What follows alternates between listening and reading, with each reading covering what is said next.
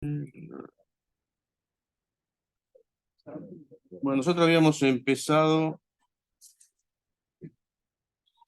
con la última parte de memoria. Bueno, esto tenía que ver todo con memoria virtual. La selección de los algoritmos que vimos: fijo, óptimo, LRU por aproximación. El algoritmo FIFO, el más conocido, el más básico, ¿sí? Que, como hablamos la clase pasada, es un algoritmo que se implementó, pero éxito no tuvo. ¿Por qué? Porque sufre la...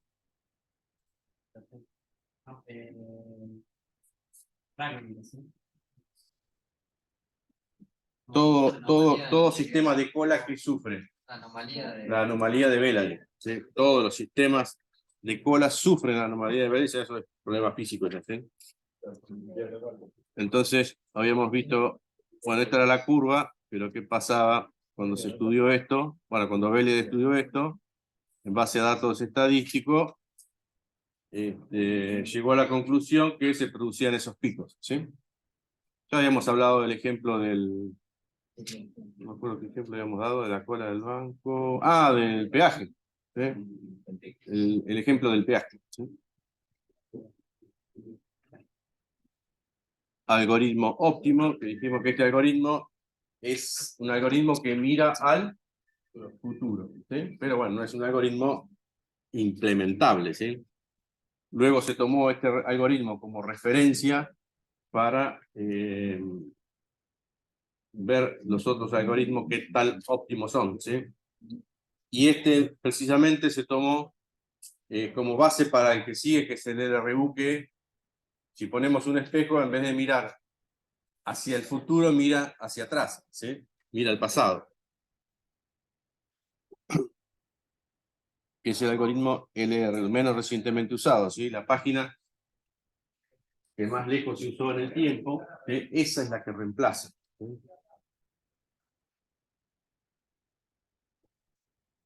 Algunos como es métodos de cómo se implementó esto: el contador, contar las referencias de las páginas a través del reloj, ¿sí? Marcarle la hora a la página de cuando fue usada. La pila, pero la pila habíamos dicho que tenía muchos, no problemas, sino que hace mucho trabajo tiene, porque tiene que, si una pila, la que menos se usó está bajo todo, hay que sacarla, ¿sí? Es un tema, ¿sí? Entonces mucho trabajo requiere de procesamiento con la pila. Lista doblemente enlazada, es un poco más óptimo que el resto de las implementaciones, pero lo que se empezó a usar realmente fueron los algoritmos que tienen en su tabla bits de referencias adicionales. ¿Se acuerdan que habíamos visto esta que era donde acá hay un ejemplo de 8, pero hubo implementaciones de 6 bits, de 4 bits, y hasta que llegamos a 1 y después 2 bits. ¿Sí? ¿Se acuerdan la lista enlazada? Enlazada. En los registros de desplazamiento, ¿sí? A medida que íbamos anotando la página que se estaba usando, la marcábamos con 1, ¿sí?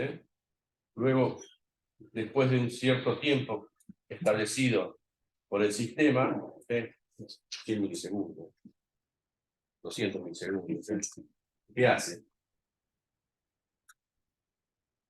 Se produce el desplazamiento de los registros, es como que se borrara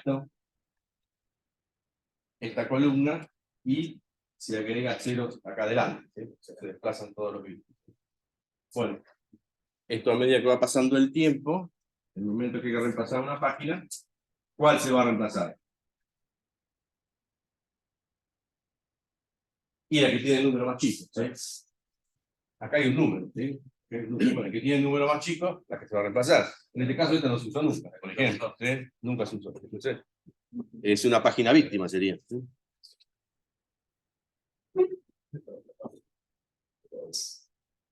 Después vamos a tener algoritmos que se asemejan ya más a la realidad de lo que se usa, ¿sí? Que es el algoritmo de segunda chance de reloj. Este algoritmo, ¿sí? Que se va fijando. En este caso, ¿cuántos bits usa? 1. ¿Sí? Usa un solo bit. Entonces, Estas son las páginas que tienen referencia 0, 0, 1, 1, 0, 1, 1. Entonces, cuando el algoritmo empieza a fijarse qué página puede ser la página víctima, en el caso de que tenga que llevar una memoria, acá supone que la manecilla del reloj, digamos, quedó acá, está apuntando acá. Si está apuntando acá, se fijan, esta página tiene el bit de referencia en 1. Si tiene el bit de referencia en 1, eso significa que esa página fue usada recientemente. Por lo tanto, no la sacrifica y le da una segunda chance. Se va a la siguiente. La siguiente también está en 1. Por lo tanto, le da otra oportunidad y se va a la tercera, a esta que tiene el bit de referencia en 0, y esa es la página que se consigue. Es una cola, no es una cola, porque si no sufriría vela, decir, pero es una cola circular, digamos.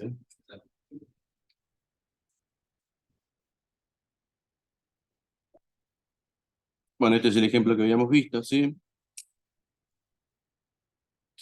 Bueno, el ejemplo del reloj. Hay dos tipos de algoritmo. Uno que se va, es como que se va al principio de la cola, ¿sí?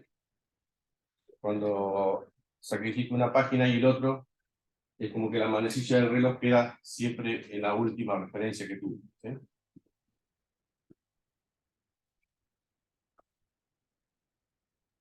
Y este es la otra.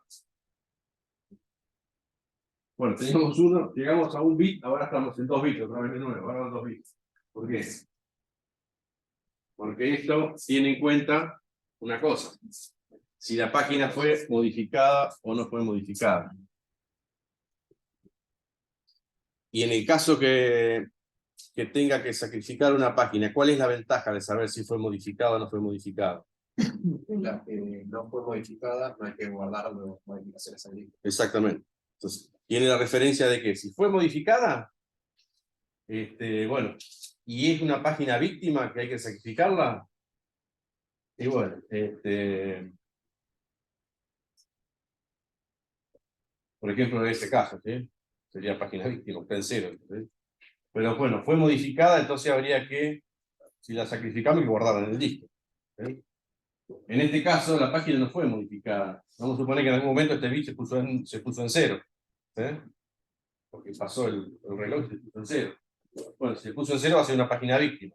¿Sí? Pero bueno, esta página es sacrificada. ¿Habría que guardarla en el disco? No, porque yo tengo una copia y es la misma, no fue modificada. ¿Sí? Entonces no es necesario guardarla en el disco. ¿Se entendió? Antes ya lo habíamos visto todo esto, ¿no? Las otras implementaciones, el menos frecuentemente usado y el más frecuentemente usado, ¿sí?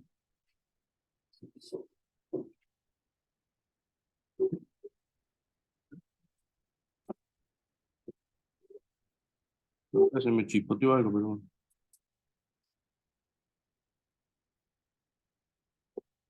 Bueno. Esto. Bueno, si los sistemas operativos en realidad no, lo que tratan es no tener la pila de marcos libres vacía. ¿Sí? Siempre la tratan de tener con marcos libres. ¿Sí? Marcos libres, nosotros vamos a ver más adelante, con posibles marcos que pueden ser libres. ¿Sí? Entonces ya los tiene marcados. ¿Sí? Esto creo que sí, esto también lo habíamos visto, que era...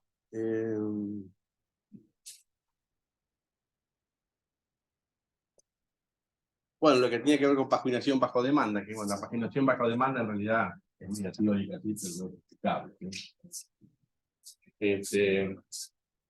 Y acá hay que ver dos conceptos fundamentales que son la asignación inicial de marcos y la sustitución de marcos. ¿Sí?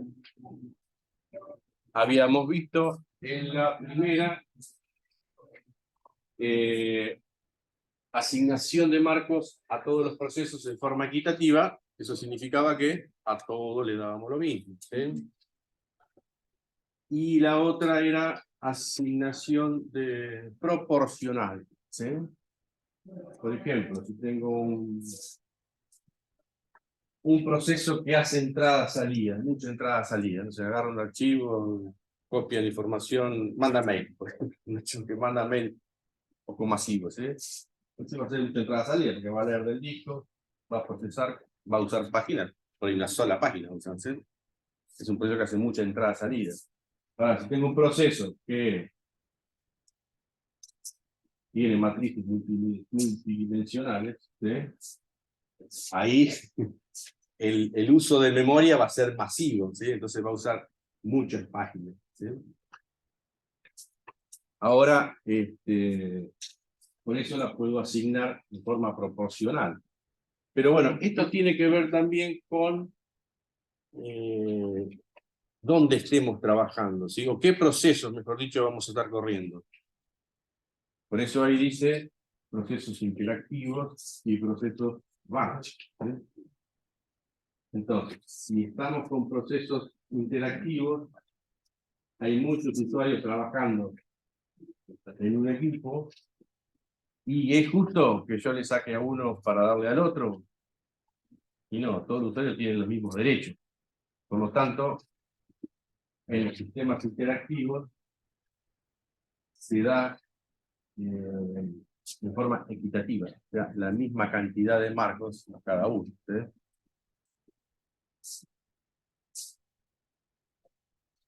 Ahora, si yo estoy trabajando en un centro de cómputos, en un ministerio, en una empresa, ¿sí? Y corro procesos solamente procesos de mi organización, ¿sí?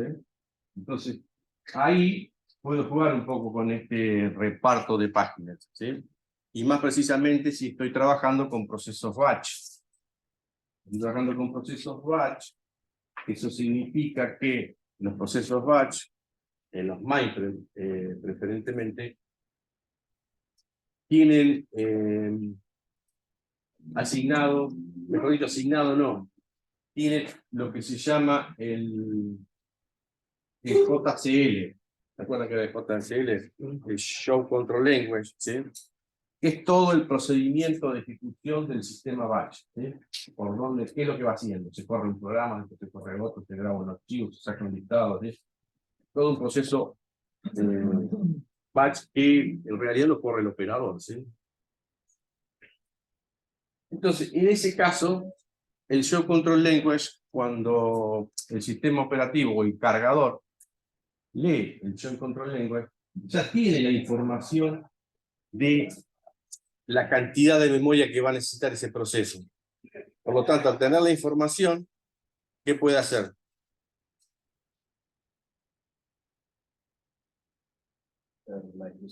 Asignarle lo que necesita, ¿sí? Salvo que algún programador, mal programador, declare que usa mucha memoria, en realidad no la usa, pero bueno, si va a declarar mucha memoria y va a tener mucho proceso, por ahí capaz que es penalizado por otra cosa, ¿sí? Porque le bajan la prioridad. Pero bueno, en realidad se asignaría en forma proporcional porque ya tiene esa información, ¿sí? El Show Control Language.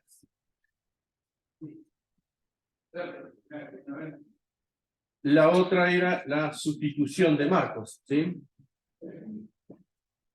¿Qué pasa con la sustitución de marcos? Y bueno, ahí hay dos modelos a tener en cuenta que tiene que ver cuando se implementa esto, a ver cómo lo resolvemos. Si son procesos interactivos, ¿sí? Lo que se hace por lo general es hacerlo el reemplazo de páginas en forma local, ¿sí?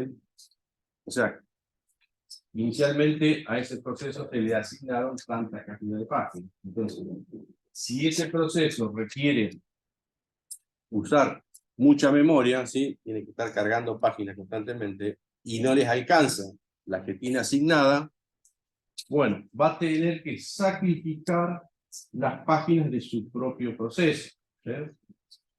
¿Entienden? Entonces, LRU, ¿sí? perdón, LRU, la sustitución local hace referencia a que el proceso que necesita más memoria, más páginas, va a sacrificar las páginas de su propio proceso.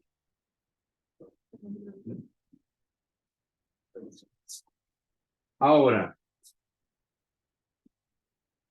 las páginas globales, la sustitución de marcos en la opción global, acá los procesos pueden llegar a sacrificar las páginas de otros procesos. Y esto, volvemos a lo mismo, ¿sí? A lo que es procesos batch o procesos interactivos. Si estoy en procesos batch, estoy en una organización, donde corro procesos míos solamente, ¿sí? No procesos de otros usuarios, se puede tomar como política la sustitución de marcos globales, ¿sí? Porque puede darse el caso que un proceso, ¿sí? Que se le asignaron X cantidad de marcos, ¿sí? Se le asignaron 10 marcos, al otro proceso le asignaron 40 marcos, y resulta que esos 40 marcos los usó a todos, ¿sí? Y necesita más RAM. ¿Qué pasa? El otro proceso, de los 10 que se le asignaron, solamente usó 2. Entonces, ¿qué pasa? Puedo sacrificar un marco de otro proceso, ¿sí? Que si no lo está usando, bueno, es lógico que si no lo usas, ¿para qué lo tenés? ¿Sí? Lo uso yo que lo necesito, ¿sí?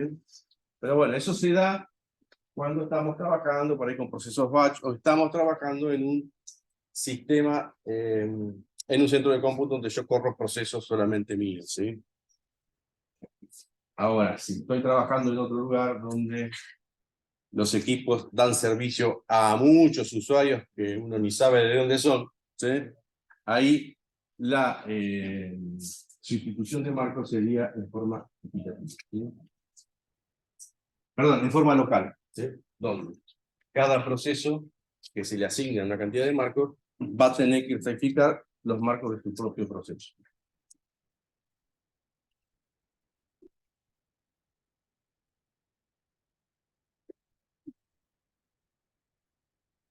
Bueno, acá hay otro tema que tenemos que ver, a ver cómo lo...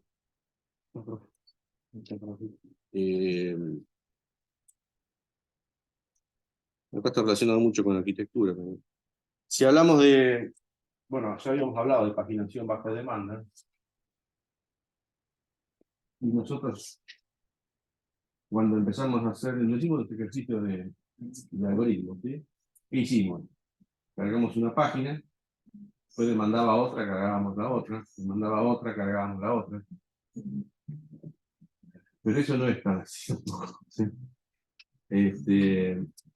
No es que un proceso, cuando nace, solamente va a empezar a funcionar con una sola parte.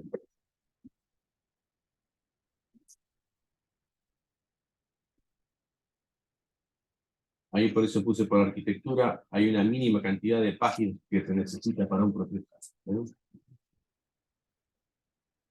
Y esto tiene que ver con los niveles de indirección que puede haber, ¿sí? Que son los direccionamientos. ¿Recuerdan los direccionamientos indirectos o indexados en la arquitectura? ¿Sí? Cuando yo tenía, por ejemplo, que movía un valor a un registro, perdón, a un registro, ¿sí? Un valor de la memoria, donde ese dato que tenía que ir a buscar a la memoria, por ejemplo, estaba direccionado por un registro base, que era el BX, más un registro índice, que era el SI, más un desplazamiento, ¿sí? Bueno, esos son los niveles de interacción. ¿Y qué puede pasar? No, puede pasar, no, ¿qué pasa? Por ejemplo, yo tengo variables que son de longitud variable, por ejemplo, un vector. Entonces, por ahí el índice del vector lo tengo en un lugar, pero ¿qué pasa con los datos de ese vector? Para que lo tengo en otro segmento, ¿sí? Ciertos datos los tengo en el segmento de datos, en el DS. pero si tengo vectores que son variables, los tengo en otro segmento, que es el segmento extra. Entonces, ¿ahí qué tenemos? ¿Qué puede pasar? Que estén en páginas distintas. Y si están en páginas distintas, el proceso no va a arrancar nunca, ¿sí? Entonces, no es tan así que la paginación bajo demanda arranca con una sola página. Ah, pero acá, bueno, acá está, por ejemplo, ¿sí? Entonces yo tengo una variable A, ¿sí? Ahora, si tengo que resolver, por ejemplo, algo de este tipo, donde tengo A de I, ¿sí? Yo tengo que resolver I y tengo que resolver A de I, las dos cosas, ¿sí? A de I puede estar en una página, pero si A de I está en otra página, porque es el valor de un vector, está en otro lugar, ya es muy posible que eso esté en dos páginas distintas. Y si está en dos páginas distintas, el proceso no va a arrancar nunca, ¿sí? Pero también podemos tener, hoy en día, no en la arquitectura que nosotros vimos, ¿sí? Sino en los sistemas, en los procesadores más modernos, podemos tener otras variantes, ¿sí? Podemos tener estos tipos de direccionamientos, ¿sí? Tenemos matrices multidimensionales, ¿sí? Bueno, lo que se llaman vectores de agrupamiento, que se usa mucho en lo que es Big Data, base de datos, ¿sí? Es un tema de base de datos y de programación, ¿sí? Pero bueno, entonces, esto quiere decir que un proceso, cuando nace, no necesariamente va a arrancar con una sola página. Por lo general va a arrancar con una, dos o más páginas, varias páginas. Bueno, pero ¿qué pasa? El compilador ya sabe que puede determinar la cantidad de marcos que tiene o que va a necesitar de acuerdo a los niveles de indirección que hay, ¿sí? El compilador cuando recorre ya sabe que están manejando vectores o matrices, ¿sí? Entonces ya sabe que puede haber niveles de indireccionamiento que pueden determinar la cantidad de marcos que necesita para arrancar ese proceso. ¿Se entendió? ¿Sí?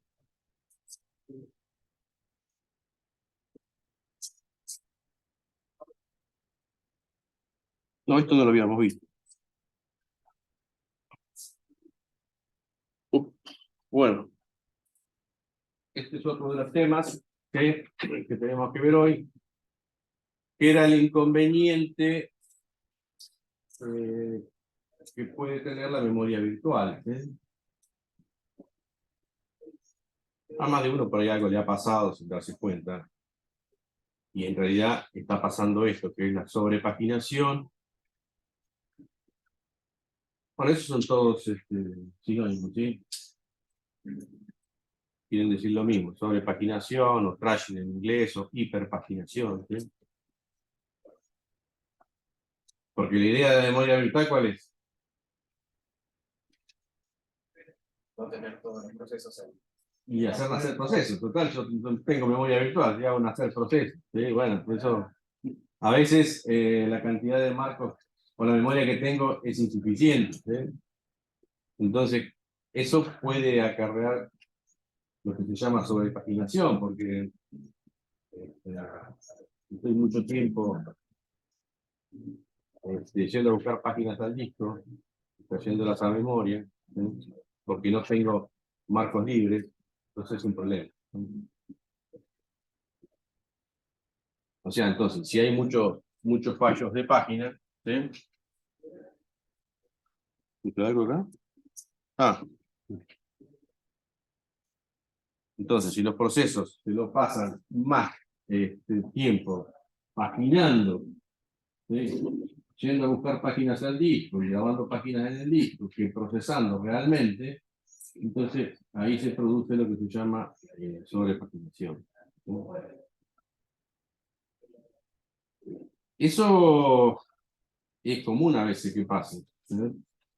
Ahora por ahí no tanto, pero en máquinas más viejas, por ahí a veces pasaba muy seguido, que uno se ponía a hacer cosas y abría procesos, hacían hacer procesos y la máquina se empezaba a poner lenta, el disco empezaba a trabajar mucho, ¿sí? Entonces, se la pasaba todo el tiempo yendo a buscar páginas al disco. Esto pasa, que uno abre un Word muy grande, un Excel muy grande, se pone a navegar en Internet, no sé cuántas cosas se pone a hacer, y si uno no tiene mucha memoria disponible, va a usar mucha memoria virtual. Entonces, al no tener memoria disponible física, sí o sí tiene que ir al disco, traer páginas, llevar páginas al disco, traer páginas del disco. Entonces, se produce ese fenómeno que es la sobrepaginación.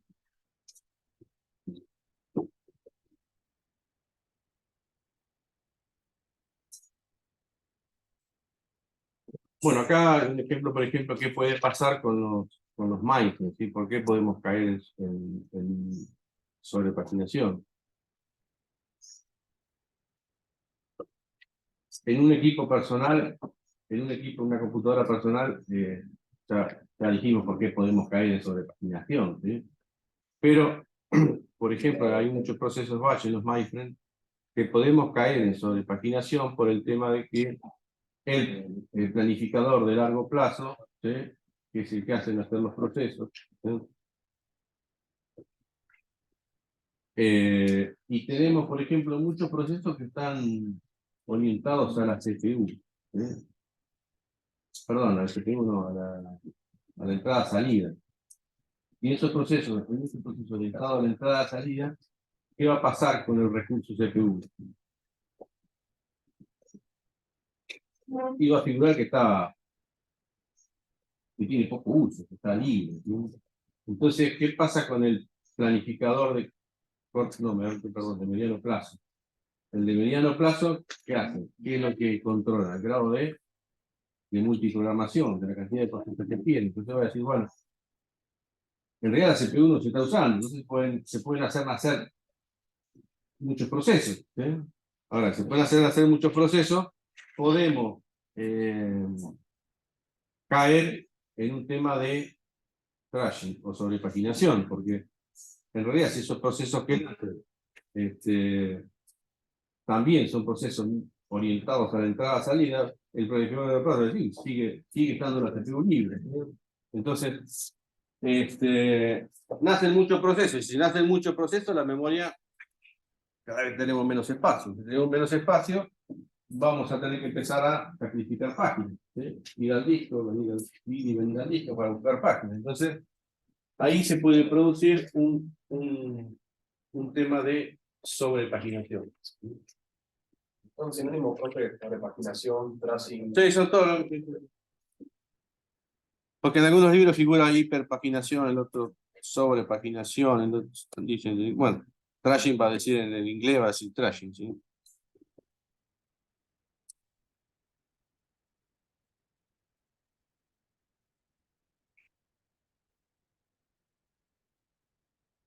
Bueno, acá ya lo dijimos, ¿sí? Esto puede ser en los procesos interactivos, bueno, es lo que hablamos, puede ser mindfulness, no, ¿sí? Porque en los mindfulness también se corren procesos interactivos, muchos, ¿sí?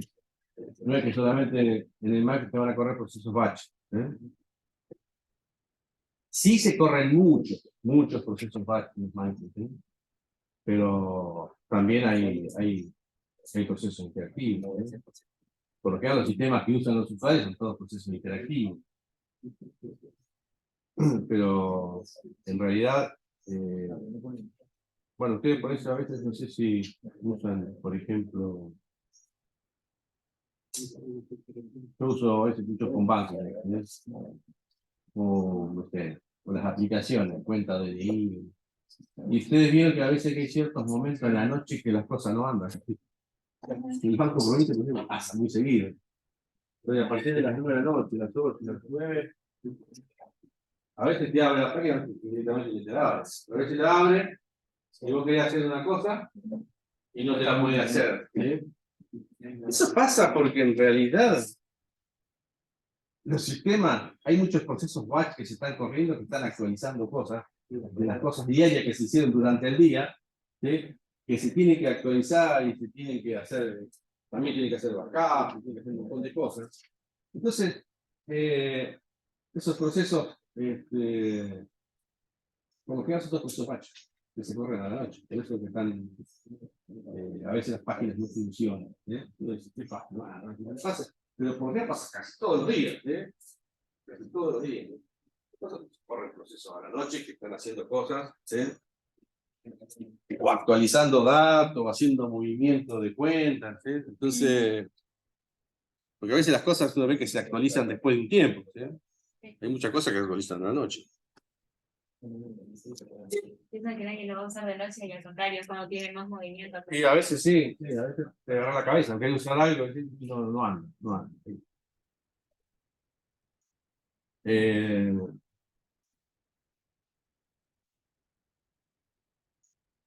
Bueno, un ejemplo puede ser también cuando tengo que trabajar con algún video muy grande, ¿sí? Si trabajo con videos muy grandes, no sé, en muchas páginas también puede pasar lo mismo, ¿sí? En video, yo levanto un video de videos puede ser grandísimo, no sé, puede tener 2 GB un video. Estos videos que se graban, que estoy grabando ahora, son bastante pesados, ¿sí?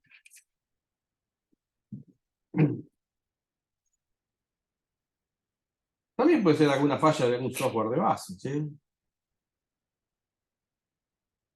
Ahora, en lo que tiene que ver con el usuario, en realidad, el que está trabajando sobre un equipo,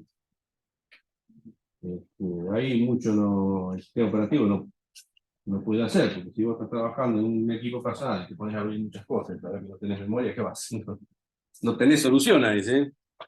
La única solución es cambiar el equipo, poner un equipo más grande o agregarle más memoria, ¿sí?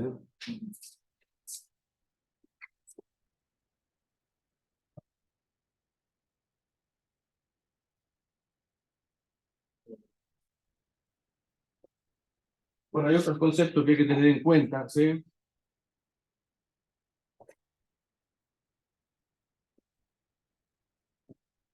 Porque esto se basa, ¿qué es el criterio de localidad? ¿Sí? Entonces, tenemos que garantizar que todos los procesos tengan suficientes marcos para trabajar, ¿sí? Entonces, si nos basamos en el modelo del paradigma estructurado o del paradigma de objetos, ¿sí? Más fácil vamos a hablar del paradigma estructurado, ¿sí? Que ya habíamos hablado de esto, que tengo un programa, ¿sí? Una estructura, y lo que trato de hacer es siempre de generar procedimientos, de generar funciones para cada una de las cosas que tengo que realizar, tratar de que esos procedimientos y esas funciones sean los más chicos posibles, ¿sí? Entonces, cuando el compilador empieza a trabajar, con el compilador tiene que ver todo ese código que está escrito, qué es lo que genera pedazos de segmentos, ¿sí? Esos segmentos van a ser paginados, ¿sí? Ahora, ¿qué pasa cuando yo tengo otras opciones donde no tengo, por ejemplo, la segmentación? ¿Sí? Que tengo un sistema de paginación tipo lo que sería bajo demanda, ¿sí? Ahí tengo que usar otro criterio para ver qué páginas o cómo evito la sobrepaginación, ¿sí? Porque en realidad yo cuando tengo rutinas, ¿sí? Yo por lo general lo que trato de hacer, o lo que hay que tratar de hacer es que usar, por ejemplo, la mayor cantidad de variables locales. Entonces, si yo uso la mayor cantidad de variables locales, ya voy a tener todo cargado, por en la memoria, ¿sí? En las páginas. Ahora, si yo uso variables globales, con esas variables globales pueden estar en un proceso padre, por ejemplo. Y ese proceso padre, por ahí si no está ejecutando, puede que pactar el disco, hay que traerlo del disco, ¿sí? Hay que traer esas páginas del disco. Entonces, siempre es conveniente hacer una buena programación, tratar de basarse en el paradigma estructurado o en el paradigma de objetos y tratar de usar por lo general siempre lo menos posible variables globales, ¿sí? Entonces, uno ya tiene todo acotado, todo cargado en memoria, sin usar variables locales, ¿sí? Eso es lo que se refiere con lo que se llama, lo que dice en el libro, criterio de localidad, ¿sí? Localidad quiere decir que trabaja en la misma rutina, está todo, ¿sí?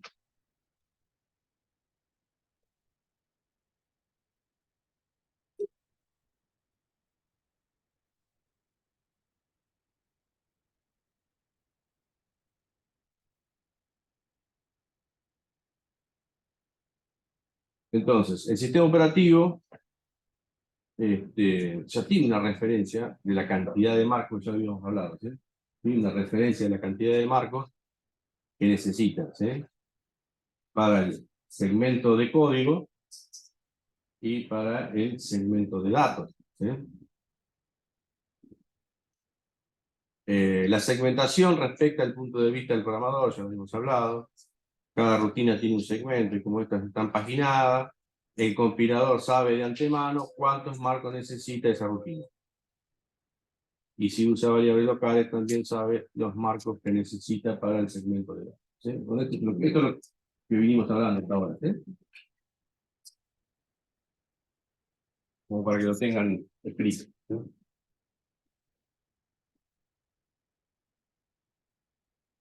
¿Sí? ¿Puedo cambiar?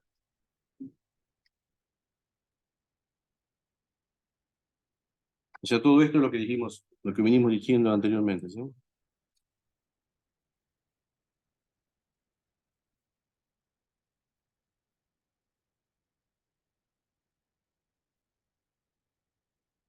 El problema se plantea cuando hay paginación pura, ¿sí?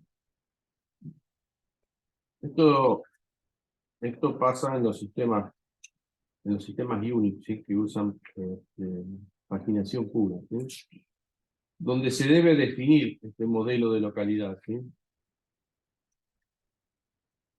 sea, cuando se está ejecutando un proceso,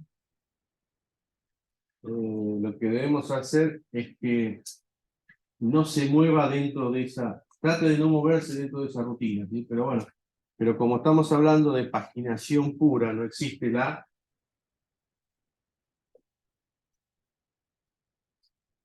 estamos hablando de paginación pura, no existe la segmentación. Entonces vamos a tener un solo segmento, un segmento de datos, un segmento de código y nada más, ¿sí? Entonces,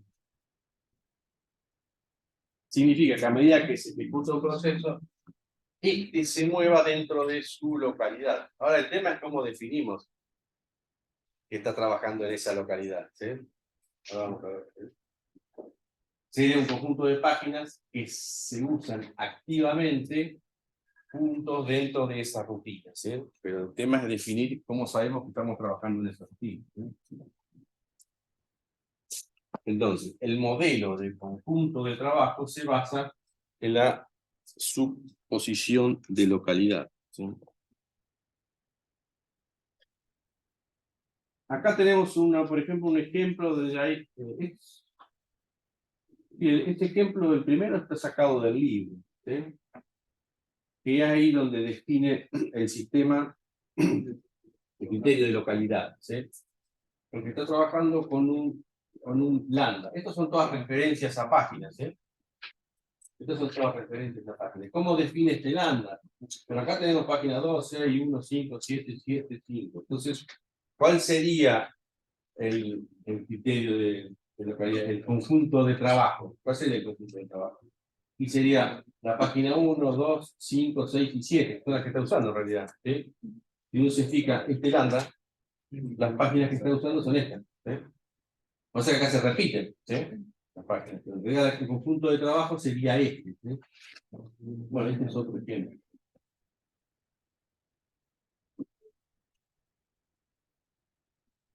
Bueno, acá hice un ejemplo, es un ejemplo mío que yo a veces se entiende, por ahí se entiende más que este. Por ejemplo, se carga una rutina, ¿sí? Si se carga una rutina, ¿qué va a pasar? Va a empezar a cargar todas las páginas que necesita esa rutina, ¿sí? Va a haber un momento que va a haber mucho intercambio, ¿sí? Pero una vez que cargó todo eso, esa rutina ya sabe cuáles son las páginas que tiene, ¿sí? Entonces, este sería, o sea, mejor, saben cuáles son todas las páginas que necesita para trabajar, ¿sí? Para ejecutarse. Entonces, es como que tiene definido el tamaño del lambda, ¿sí? Terminó esa rutina y se va a cargar otra. Otra vez lo mismo, ¿qué va a pasar?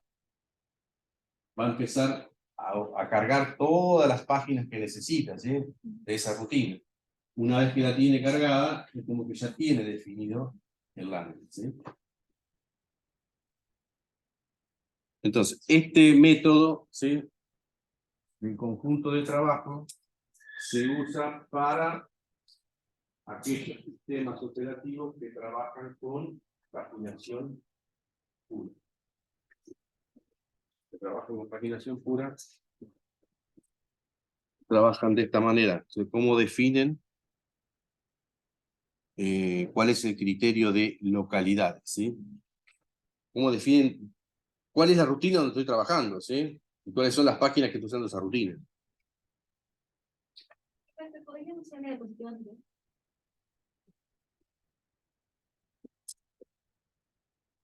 Gracias.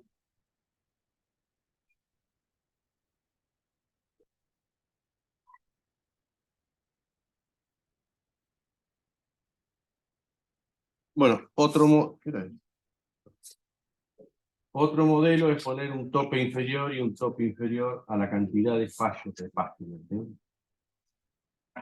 Si tengo muchos fallos de página, eso significa que no le di muchos, no le di lo suficiente, ¿sí? No le di la suficiente cantidad de marcos, ¿sí? Y casi no tengo fallos de página, bueno, entonces puede ser que me haya dado muchos marcos a ese proceso, ¿sí? Por lo tanto, debemos medir la tasa, ¿sí? Y bueno, los sistemas operativos miden la tasa de fallos de página que tiene, ¿sí? Por ejemplo, ahí puse si cada, por ejemplo, 100 direccionamientos que tiene que hacer para ir a buscar un dato. Tengo 10 fallos de página, bueno, eso significa que le di poco, ¿sí?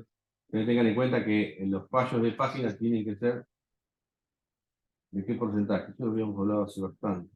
Bueno, bastante no, los dos planos. Tiene que estar en el orden del 95% para arriba, así que tiene que haber casi fallos de página. Bueno, los sistemas operativos usan otras técnicas. Ahora vamos a ver.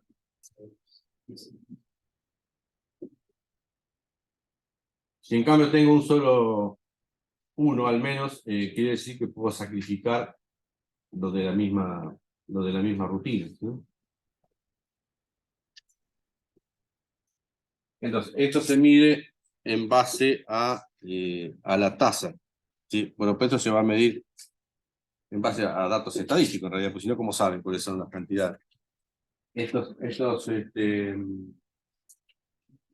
estadísticas porque ya se guardan, ¿sí? Las tienen guardadas los sistemas operativos.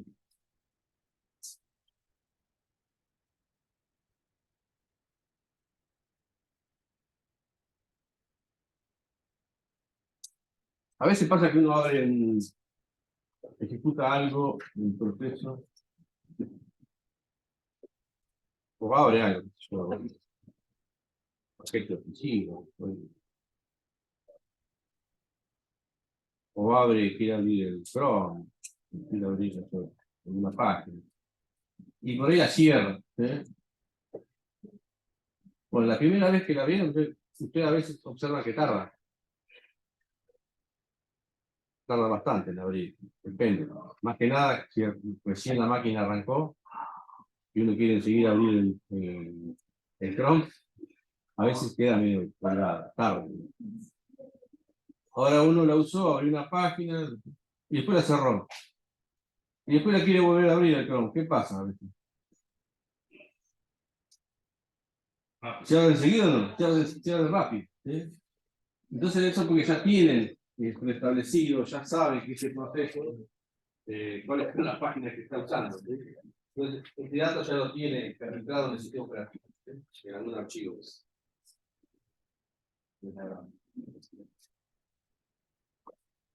Además de esas páginas, si no hubo mucho movimiento en la memoria RAM, ya están cargadas en la memoria RAM. ¿Sí?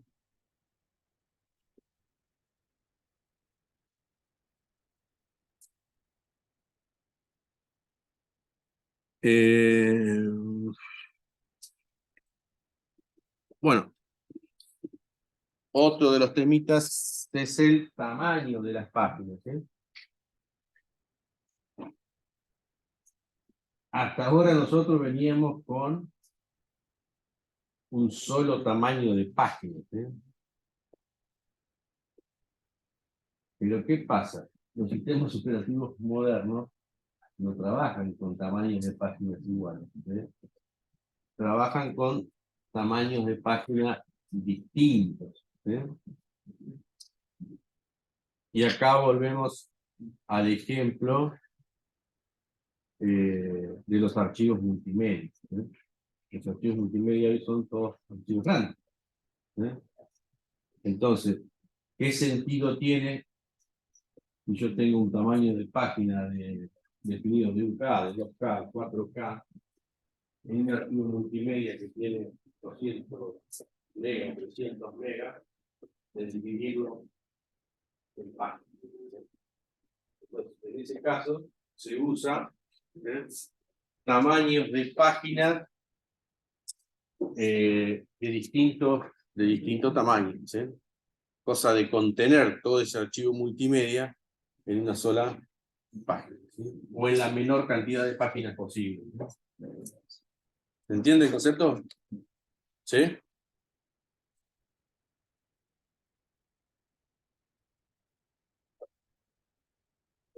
Entonces, por lo general lo que hace es una zona de la RAM está configurada para que los tamaños de páginas sean fijos, ¿sí? Sean del mismo tamaño. Entonces tenemos, ya hemos dicho, páginas de 1K, 2K, 4, más de 8K, difícil. Pero todo esto son para procesos normales. ¿Sí? Y la otra zona de la memoria RAM, ¿sí? Podemos tener, que sería la zona del segmento de datos, ¿sí? Llegar a tener megas de tamaño. ¿Sí? Por lo tanto, ahí vamos a tener páginas de distinto tamaño, ¿sí? O tamaños mucho más grandes. ¿Sí? Pero bueno, esas páginas más grandes siempre van a respetar lo que sería potencia de base 2. ¿Sí? ¿Por qué? Eso es para ustedes.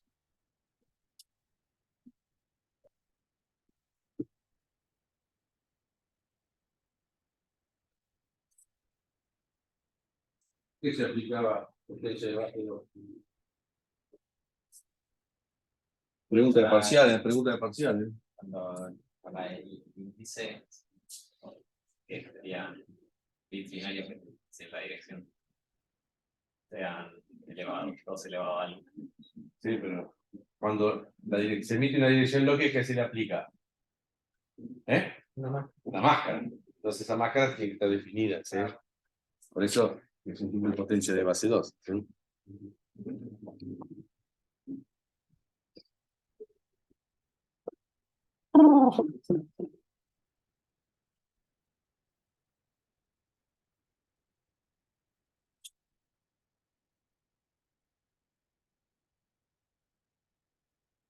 Otro tema.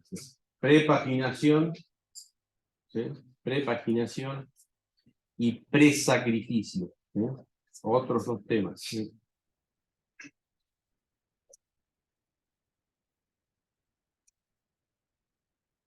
bueno, algo de esto ya les comenté recién, ¿sí? ¿Cómo hace para prepaginar? ¿Sí? Para saber qué páginas va a usar. Y bueno, es lo que yo le decía, en base a datos estadísticos, ¿sí? Que guarda en un archivo del sistema operativo, ¿sí? Guarda las páginas que va a usar esa rutina con su proceso. Entonces, ya de antemano ya va prepaginando, ¿sí? Ya las tiene cargadas.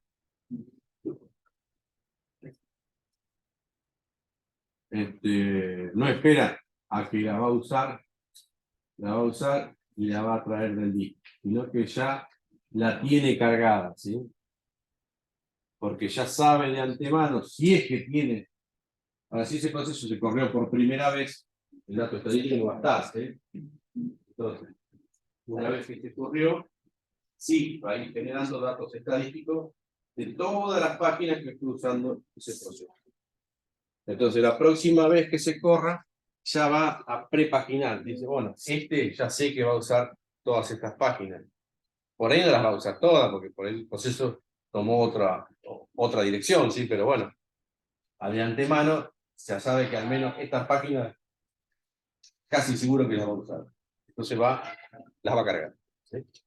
La va a prepaginar. ¿Se entendió el concepto? Sí. ¿Seguro?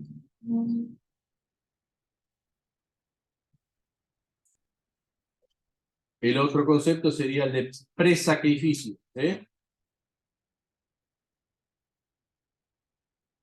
Que es quedarme con la pila, tratar de evitar de quedar con la pila de marcos libres vacía.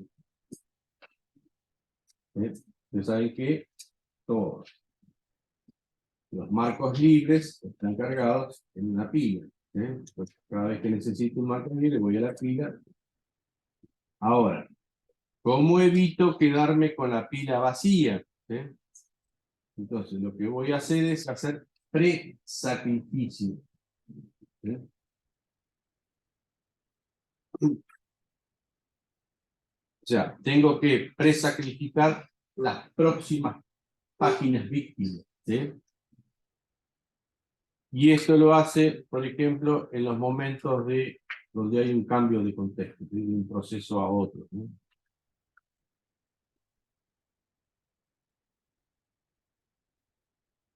Entonces, ahí el sistema operativo ya determina todas aquellas páginas que fueron no usadas, por ejemplo, que no fueron usadas.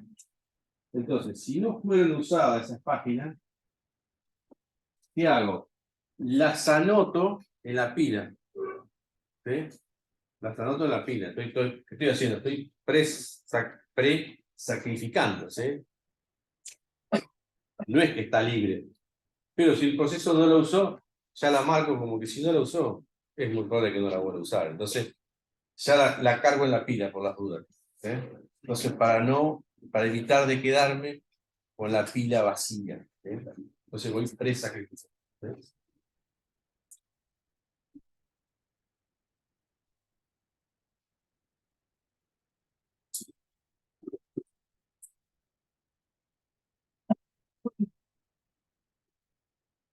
Creo que terminamos acá. ¿Sí?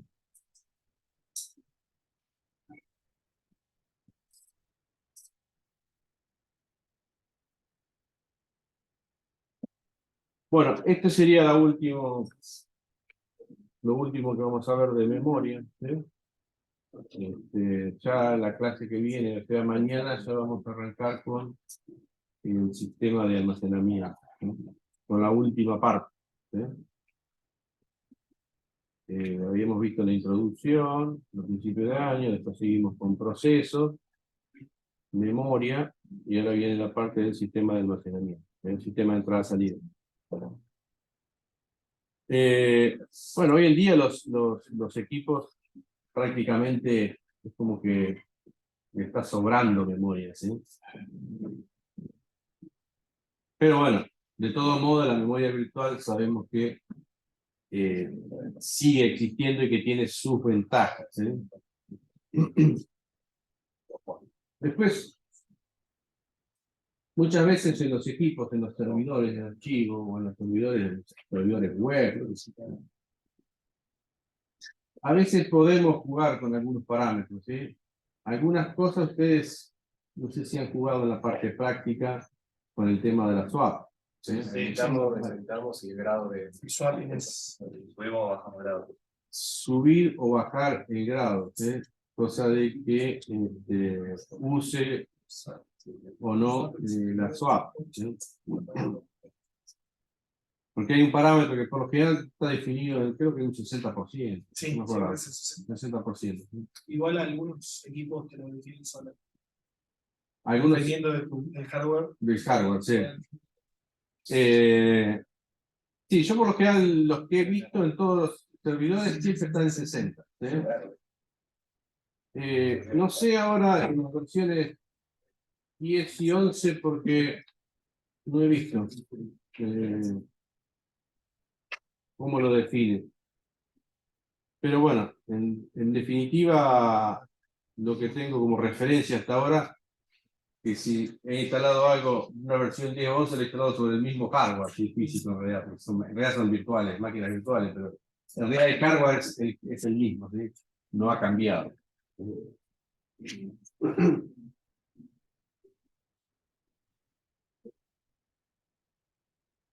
Hay otro concepto que los sistemas operativos modernos a veces hacen cuando les sobra mucha RAM.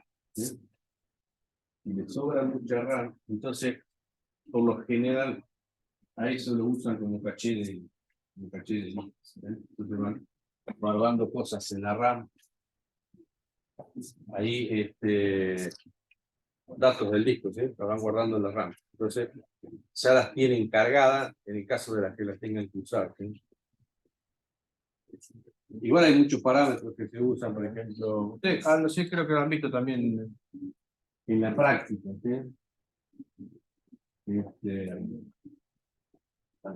Cuando uno tiene el comando, tiene una estructura de directorio, por ejemplo, toda esa estructura de directorio, esos datos quedan guardados en la memoria, ¿sí? Y eso van quedando por las dudas, por si alguien los usa, ¿sí? Después de un cierto tiempo, por ahí esos datos se pueden borrar, ¿sí? O los borra solo el sistema operativo. Pero si no, cuando uno tira comandos a veces, esos comandos quedan, toda esa información queda guardada en la memoria RAM. Entonces, historial, digamos. también, claro, entonces la usa como caché, ¿sí? No es que te dio la información y desapareció de la RAM, sino no queda guardada eso. Bueno, con esto damos por finalizado el tema de la administración de memoria. No sé si queda alguna pregunta para hacer de todo lo que vimos.